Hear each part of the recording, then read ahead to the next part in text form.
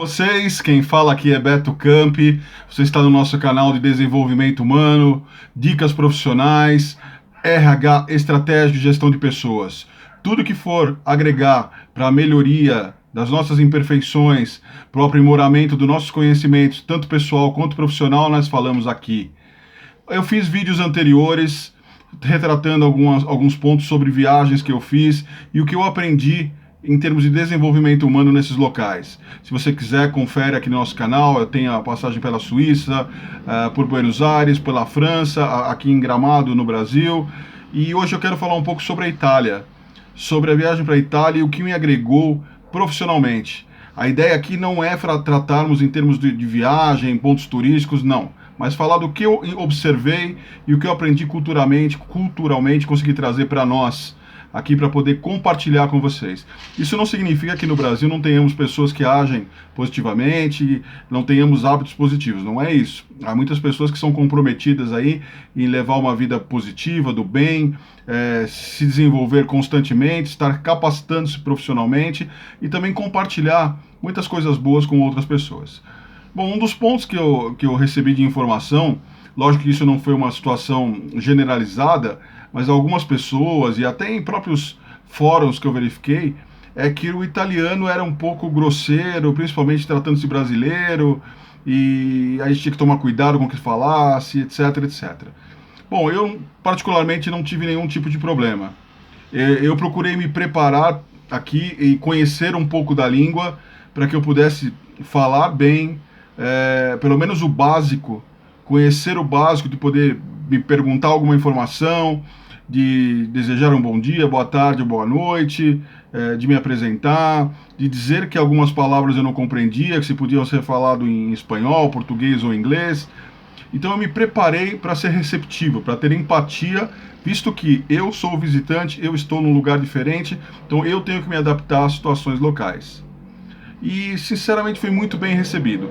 O que eu observei que é da cultura do europeu, e aqui no Brasil entendemos que algumas pessoas têm dificuldades de lidar com quando você é muito objetivo, quando você é muito transparente naquilo que você fala e você não dá rodeios. Aqui nós temos um cenário muito de trabalhar a ideia, de tomar cuidado com o que vai falar, de às vezes a pessoa entender de a forma que quer e ela guarda aquilo para si, ela não conversa, não compartilha. Se ela tem alguma insatisfação, ela não fala, ela prefere fofocar do que falar.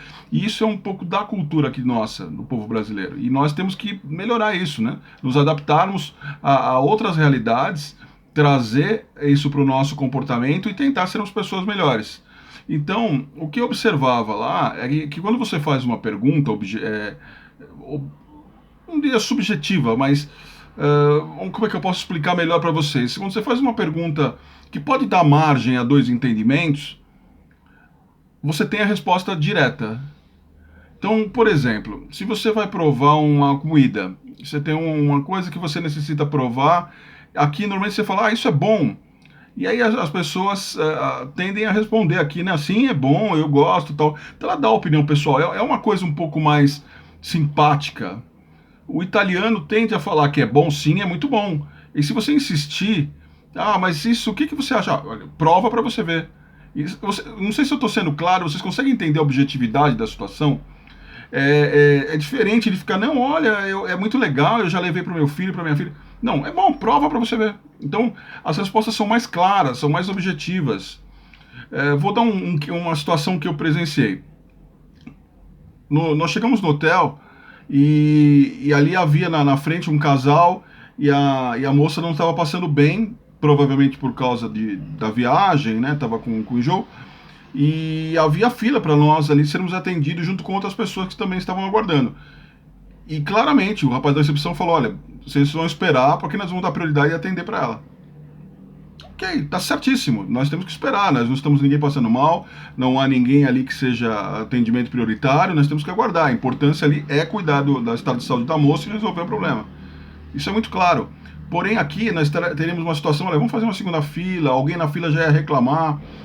Esse hábito cultural, eu não sei se eu consegui ser muito claro para vocês no que eu quero chegar, mas isso para mim ficou muito entendido da maneira com que o italiano lida com isso, e o europeu, numa forma geral, É muito claro. Então é assim, é isso que tem que ser feito. Ponto. Não tem por que rodear, não tem por que dar desculpas, não tem por que ter o que a gente chama aqui de mimimi. É, é isso que tem que ser feito. A atenção é ali, vocês vão aguardar. Ponto final. Acabou. Então não tem meias palavras. E isso para algumas pessoas que não estão habituadas, que não estão acostumadas a ter esse tipo de situação, elas entendem isso como grosseria. E na verdade é só uma objetividade. Porque em momento nenhum ele foi grosseiro, ele só explicou um fato sem dar rodeios para isso. Então eu gostei dessa postura, entendi a forma de lidar do italiano com essas situações e acho muito positiva. Porque você consegue conversar olho no olho de maneira transparente, sem ter voltas ou sem desconfiar de alguma coisa, sem ter dúvidas sobre as intenções das pessoas. Então é uma coisa que eu entendo que é difícil para muitas pessoas, por exemplo, se adaptarem, mas é um comportamento aí que nós podemos analisar, podemos pensar que é válido trazer, principalmente para situações de conflito, principalmente para situações de entendimento, ou seja, ser transparente, ser claro para que haja compreensão do outro lado. É, uma coisa muito legal, assim, e eu acho isso muito relevante. O italiano, tanto o homem quanto a mulher, ele é vaidoso no sentido de elegância. Então eles se cuidam, né? O homem anda de terno e gravata, a mulher anda bem vestida. É muito bacana isso. E eu entendo, claro, que existem algumas coisas que cabem ao clima e o padrão europeu, porque, por exemplo, nós estamos aqui num país tropical. Muitas vezes quando eu tenho que fazer uma palestra, um treinamento, sair de terno e gravata é muito difícil, somente em dias quentes. E para a Europa já dá para se adaptar mais a isso. Mesmo às vezes num dia quente, você vai pegar no outono, tá aquele sol, mas você consegue sair porque você tem já um clima um pouco mais gelado ali fazendo contraste e equilíbrio. Mas é muito legal o fator elegância. É muito bacana você ver as pessoas no cotidiano bem vestidas.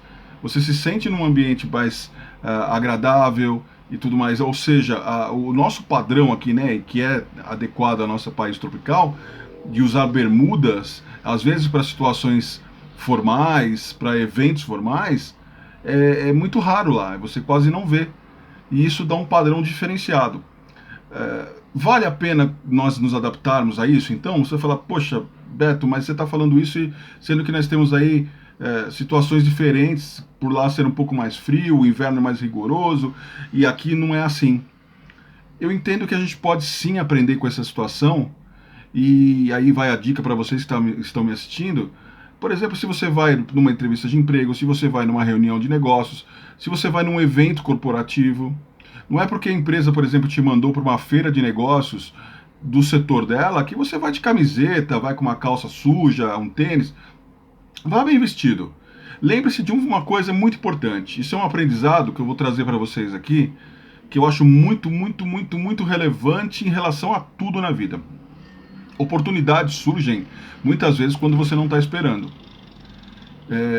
Você pode estar, por exemplo, desculpem, numa situação de um atendimento, num elevador, por exemplo, e você está bem vestido e tudo mais, e de repente você se deparar com o CEO de uma grande empresa, e por algum motivo vocês acabaram conversando, e aí houve direcionamento da conversa para negócios por alguma situação específica, e ali você está envolvido num cenário e acaba tendo a oportunidade de vender o seu serviço, de vender o seu produto, ou até dele citar de uma situação de contratação. Só que você está ali com a imagem ruim, mal vestido, despreparado.